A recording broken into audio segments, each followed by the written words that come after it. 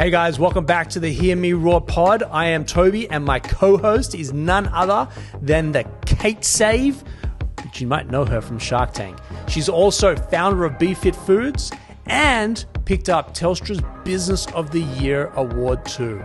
Kate? Well, Tobi, you've got a super impressive CV, 25 years in global commercialisation experience, and you founded Creative Cubes, Australia's leading co-working space and real estate business.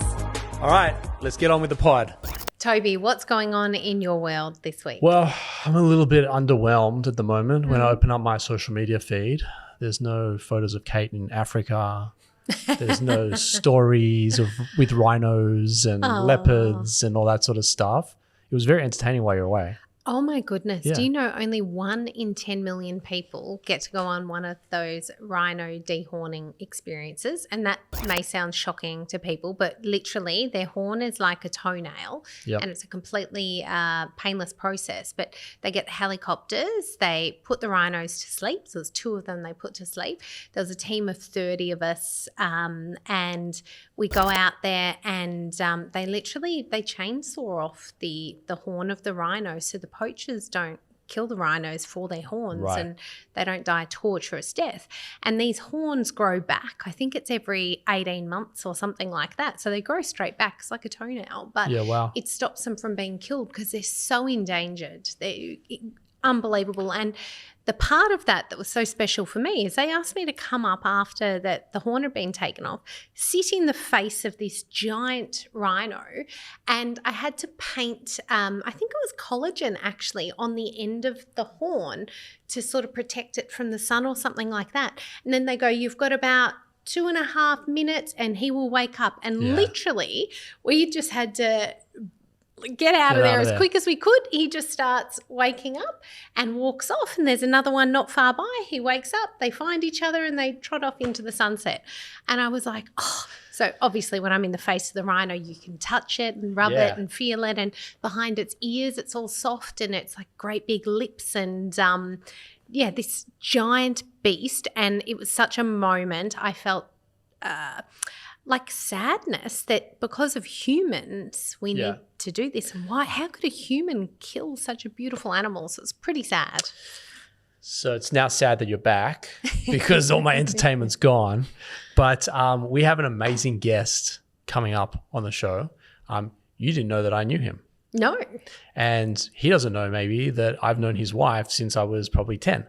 You are so well connected. Super. It's wild. Actually, I was telling Maddie the other day, like I know everyone, but I only hang out with like 4 people, which are my girls. But Guy Greenstone has built a phenomenal business in Stomping Ground.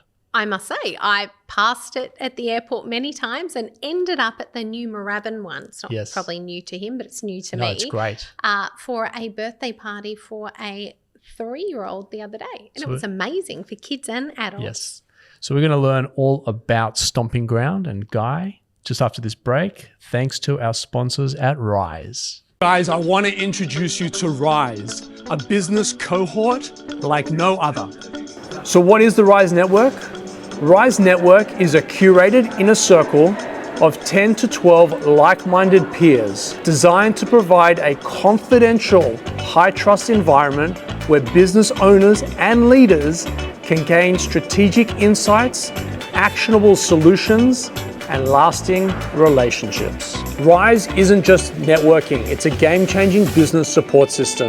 It has strategic problem solving built in, expert facilitation, actionable insights, long-term impact and authentic relationships, and it's based exclusively around high-trust cohorts.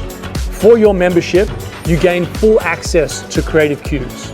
That means you can drop in when you're on the run to use the meeting rooms, breakout spaces, or even just dock in for the day.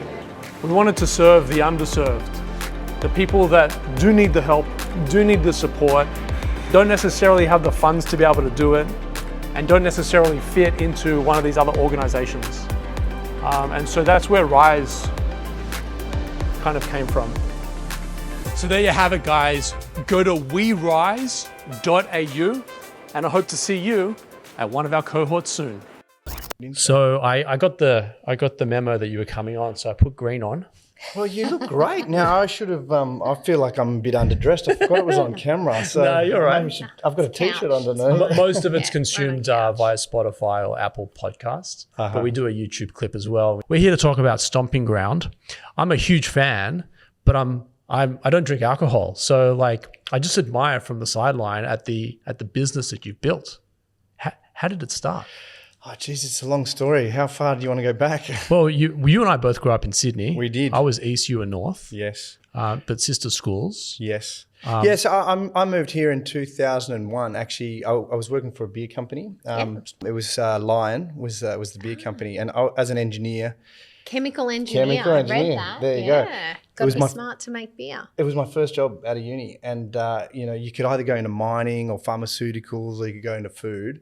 I chose to go into brewing, and all my friends were very envious. There was a massive sort of selection process. I think 1,500 applicants because everybody wanted to work in beer. Yeah. So I was very stoked to get the opportunity, and I started on a graduate program. So I moved from first in the production side of things of the business, in the filtration part of the process, and then they move you around in these graduate programs, which was amazing. So the next opportunity was in corporate strategy, which I loved because it was all about thinking outside the square. Where are the growth opportunities? It was much more commercial side of the business as opposed to manufacturing. And then I was kind of at the time thinking I want to get into, I want to be a company man. And when I looked at the upper echelons of the company, the people that had really gone quite high had a stint in sales. So I thought, well, I've got to have a crack at sales. So put my hand up for a job in sales, and they moved me down to Melbourne. And that was in 2001 because Lion's market share in Melbourne was very small compared with the overall market share, ambient market share in the country. So they felt that Victoria was really a growth opportunity for them to pick up market share. So they were being very aggressive in the marketplace. And so we had almost carte blanche to go and just win business. So it was a very exciting time to be in Melbourne, and to come to Melbourne, which is, I think, one of the best cities in the world, if not the best, is, with that sort of mandate to just go and do deals and, Sell. and sell was amazing. So I got to not just sell beer. Sure. Come on, how hard can that be? Are you wildly passionate about beer? I mean, now it's a whole different game, but like to start off, it was like... Yeah, I think my passion for beer was really ignited during that time with Lion because they had James Squire, which at the time was one of the very first sort of craft beers that was available in the market, and the beer scene in Australia was very young and hadn't really sort of started to take off, and it was only years later that it really went nuts. My passion for beer definitely was ignited at that point in time. And so when I came to Melbourne, I tended to really focus on those more crafty type beers that were, had a lot of flavour.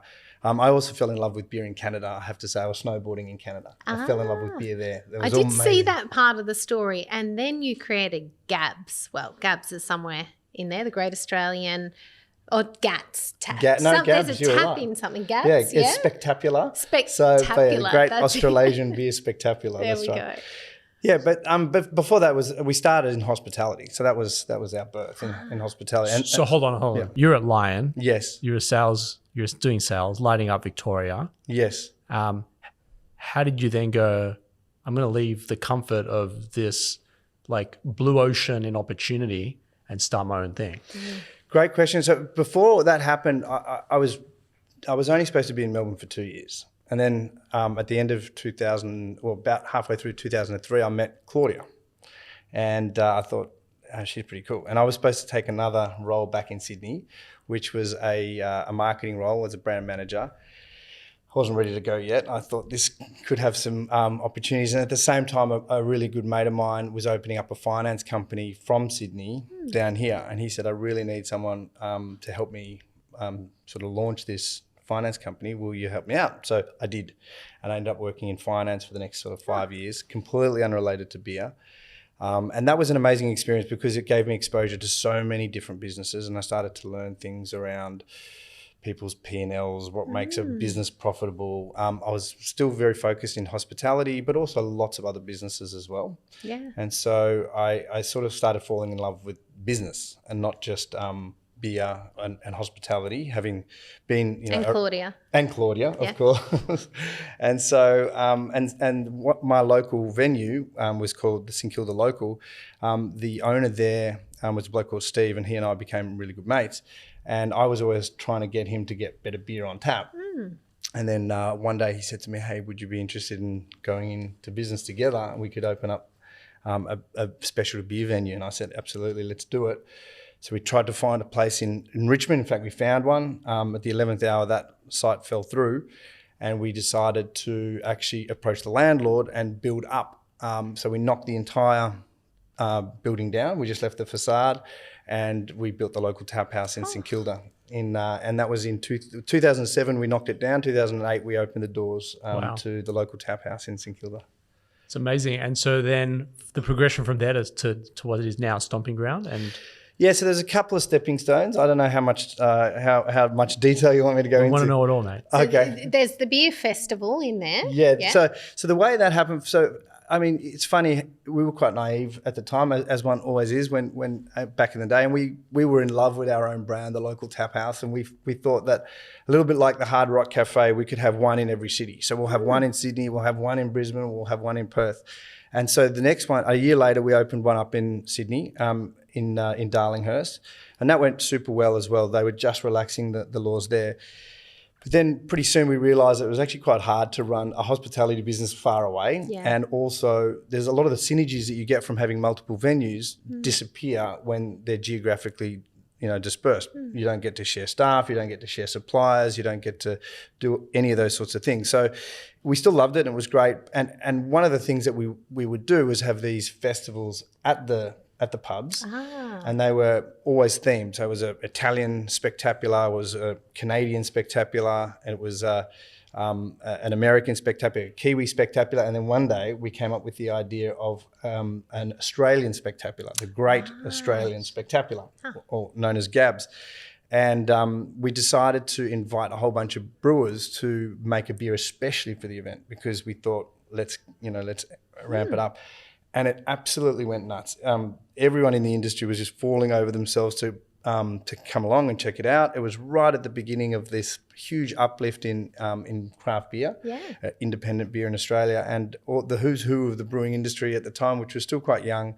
Everybody showed up. We couldn't fit more people in the door, and it really gave us emboldened us to take the festival off-site. And so we went and got the Royal Exhibition Building in Carlton.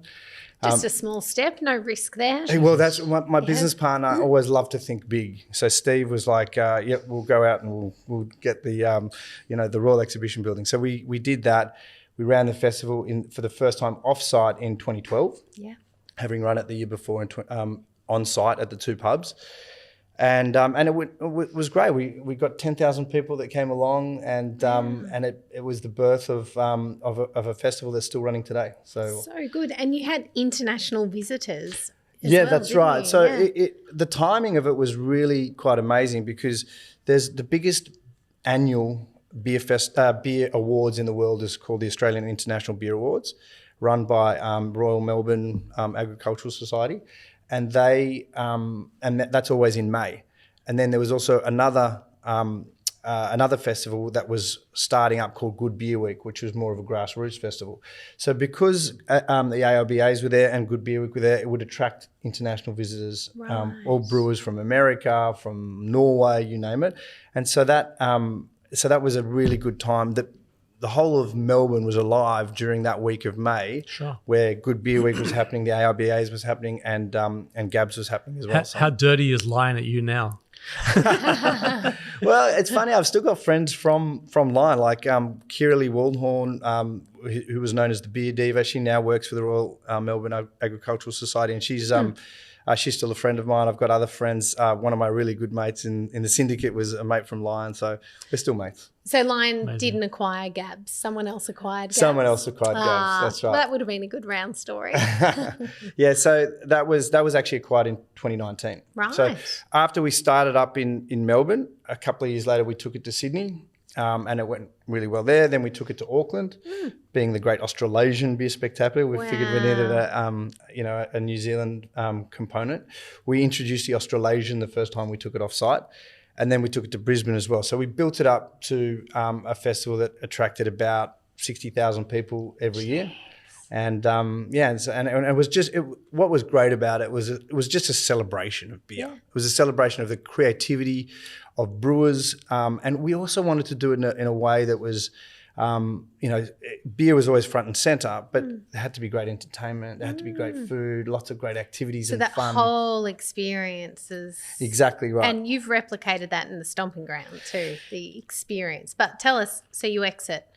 Yeah, well, so experience, is a really important word for us, and I'll come back to that in a minute. Yeah. But so those festivals were happening at the same time, and then while they were happening, we also had learnt so much about beer and what consumers were looking for, and it really made us want to sort of create a brand that took everything that we'd learnt from the local tap houses and from the Gabs Festival, and turned it into a brewery and a brand that we could that really kind of captured all of everything that we'd learned and create something that we were really super proud of.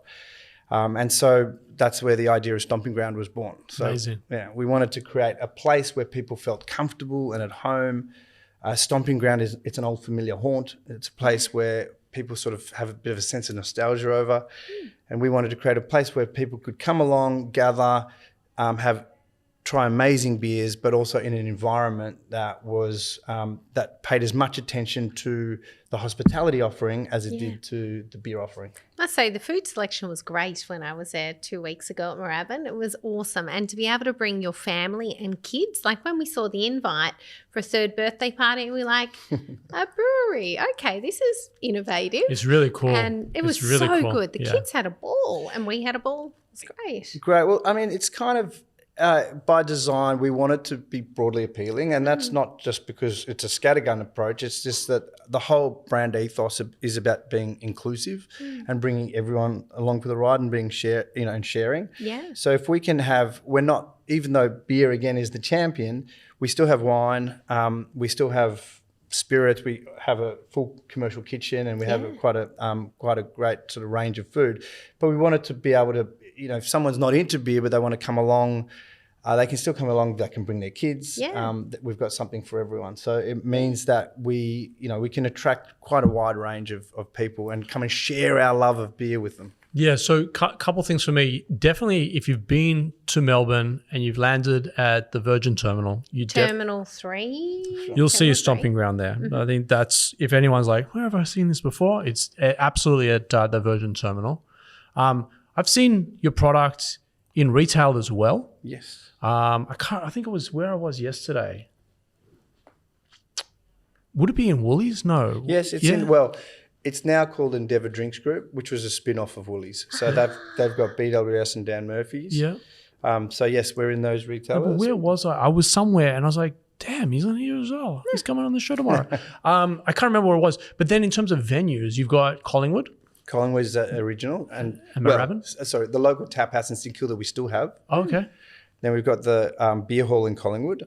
We've got a beer hall in Moorabbin. Yes. Which is the one that you when you visited, Kate. Very cool. And didn't expect it to pop out of all the warehouses. You're driving around going, where am I on a Saturday afternoon? Yeah, it's actually that precinct is phenomenal. There's a Morris Moore. But there's a Royal Stacks is there. Huh. Yes. There's some really great. So cool. Yeah, there's Pony Boy, Yeah. and there's also now I can't remember. But By the way, that Morris Moore facility is home to New Balance. Oh, Yes. So New Balance HQ in Australia is. Can you see what shoes I'm wearing? Yeah, me too. There you go. Actually, I went even further. I think I've got a pair of New Balance socks on. It There you doesn't go. Yeah. count when you've got like 300 pairs of runners, right? Just They're you New know. Balance. We actually want How to do a many beer of them are? collaboration with them, Ooh. and then maybe a shoe collaboration as well. So Man, I've been asking them to sponsor me for ever and a day. If you get in there, I'll start drinking beer. I can connect you to the Australian DM, if managing director, if you want. well, he's over at Morris Moore, right? Yes. So I've met him. You've met him? Okay, Yeah, cool. Nice guy. And anyway, so that was an old tobacco factory. Yes. And so it was Philip Morris Tobacco Factory. Oh my goodness! That's right. I thought I knew that because I've been there before. I actually did a nutrition presentation there as a student. I thought this is an odd. Like I'm 19, 20. This is a long time ago, and I pulled up there and did a nutrition presentation At Philip Morris? At Philip Oh, Morris. wow. Yep. Yeah, There you and I go. thought it was just so odd. People are killing themselves. Yeah, we with cancer couldn't. sticks and- Yeah, we couldn't get our act together to do something on that property. I tried a few times, but it just didn't work. But so you've got 3 venues plus the So the those airport. are the 3 venues owned. We also have a couple that operate under license with a licensed partner. They're a big operator called Delaware North. Yes. And they operate the stadiums like the MCG and like Marvel Stadium. Yeah. Maybe that's where I was. And they At the G? Oh, maybe I was at a Melbourne Victory game. There you go. Melbourne United, maybe. No, we no. sponsor Melbourne United, which is a We sponsor the Southside Phoenix. Flyers here. oh, there you You got go. to come to Phoenix game, mate. Oh well, then we're enemies, right? Frenemies. Frenemies. So there's one at the Virgin Terminal, which is a Stomping Ground branded Terminal 3, and then Yes. we've also got a local tap house venue in the Qantas Terminal as well. Right. So there's 5 venues altogether. Yeah.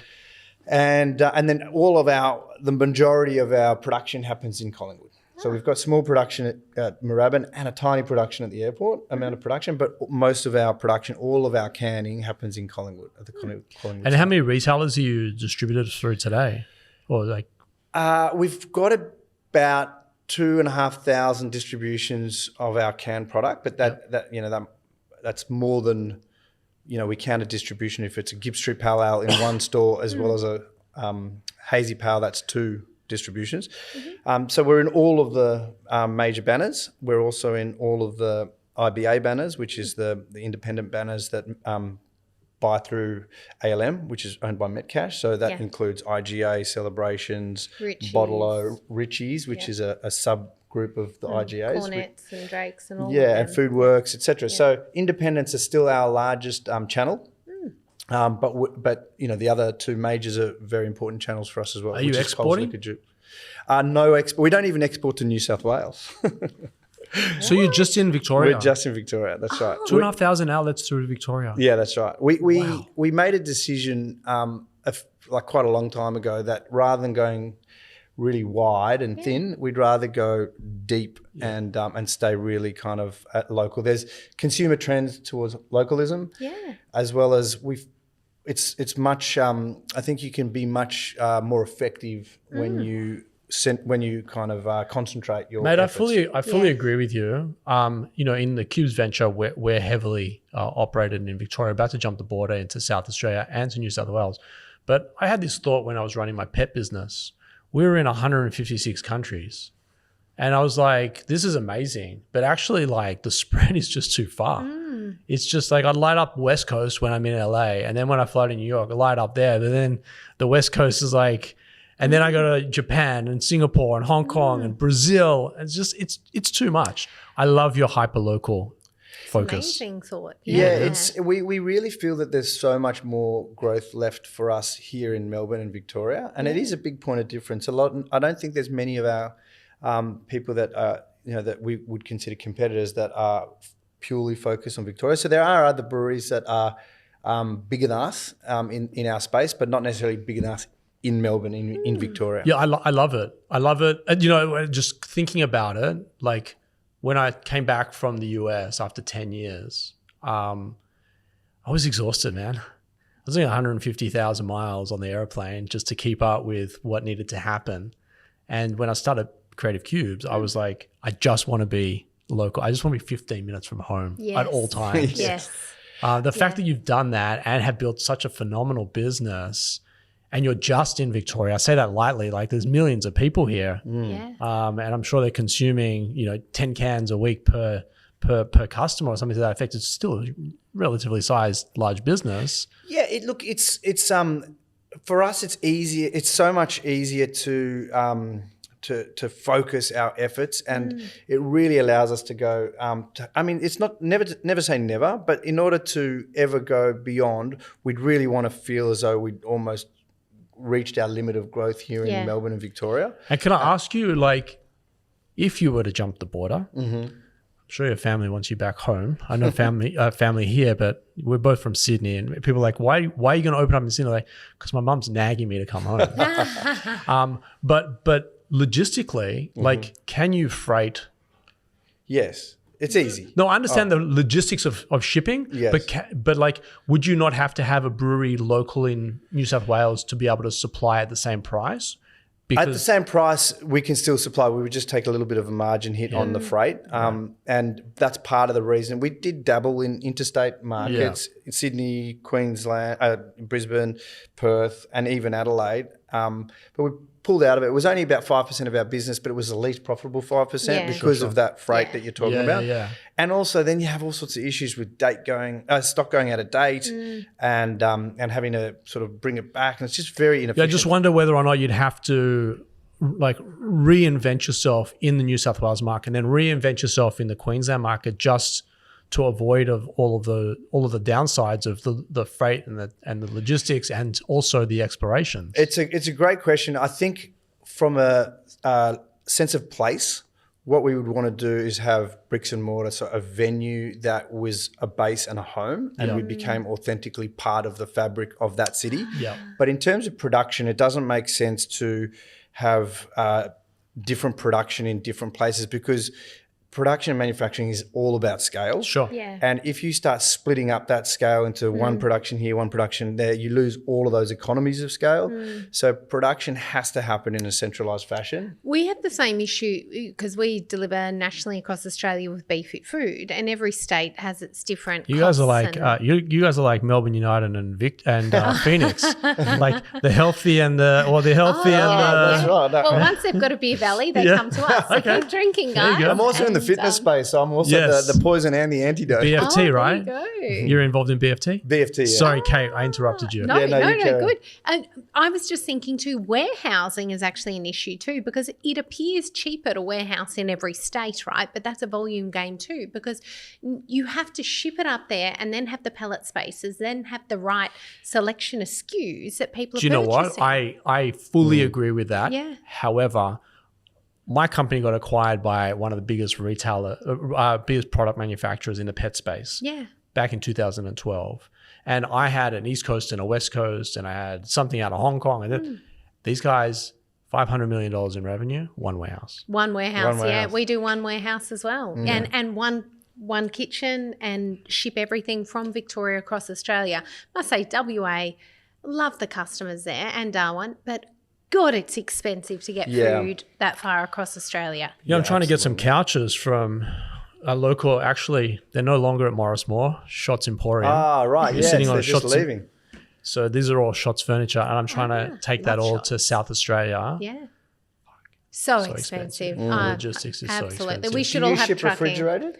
Chilled, yeah. Chilled and frozen. That makes it even... It's so expensive. Interstate, we were going chilled. Yeah. Local, because they pick it up and Yeah, it's yeah. already cold. Yeah. By the time they deliver it, it's still cold. But we try to keep everything cold as much as we can. Yeah, and packaging costs us a fortune to keep it at temperature no and doubt. everything as well. It, Yeah, right. it kills me to open a box and a liner and an ice pack or two in summer and not be able to reuse them. It drives me insane. So Facebook Marketplace, I'm always want some of these things, come and reuse them. Yeah, right. Guy, BFT, Yes. last bit. well, What I was do going you to do say there? you're feeding them with amazing beer, and then you're offering them a workout after that, or how does that work out? Well, yeah, okay. So no, the BFT thing sort of happened kind of weirdly during COVID, and because I'm in the hospitality space and I'm in the beer space, you kind of end up going out a lot and and having a few beers, and so you have to look after yourself, otherwise you end up like massive. So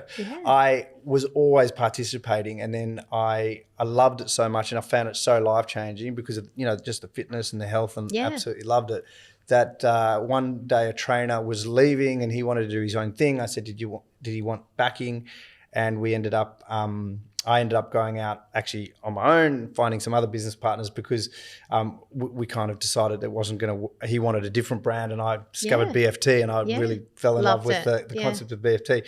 So ended up investing in some franchises. So I've got 4 franchises now. I actually at one point had more, but we got rid of the CBD because COVID killed it. And then we sold one in as well in Hawthorne. So what have you got now? Which 4? I've got Elsternwick, Yes. South Melbourne, Yep.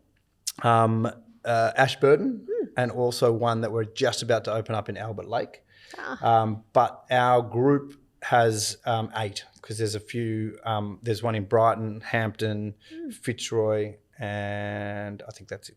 Great locations. Awesome. Amazing. I mean, similar parallel lives with Orange Theory. That's right. Yeah, I forgot about that. but we didn't make it. Did I see BFT in Los Angeles? Yes, I think so. So there's they got acquired, or at least they got acquired by a company called, as in the franchisor, called, oh geez, it'll come to me in a sec. But as a result, they kept the head franchise rights for the whole of the world except for the US. And then these guys are sort of. Was it WeCo Fit? No, it's not WeCo Fit. It's it'll come to me in Australian a or global brand? It's a global brand. Global, yeah, right. and they've got all sorts of fitness assets right across the board. But it's a great product, and it's they're innovating all the time, and it's it's sticky, it's group training, so it's very community based. It's actually got a lot in common with Stomping Ground and the Tap House because, like a lot of things, it's all about community. And it's craft beer as well, so it's that experience, and experience, BFT's an yes. experience, yeah. So is that what got you there? Is it like, or are you a health nut, and BFT was amazing, or did you like the community aspect, or it was just a great product and you're like, I want to back? It was more founders? it was the health side of things, and just I've always been quite into fitness and exercise, and I just found that this product was amazing. So I love the product. But we were talking about experience before, Kate, and just one thing I just wanted to say about that is that in a world where there's so many things, whether it's cars or all the gadgets, etc. One of the things that I think we all, certainly the things that resonate with me and our team, is creating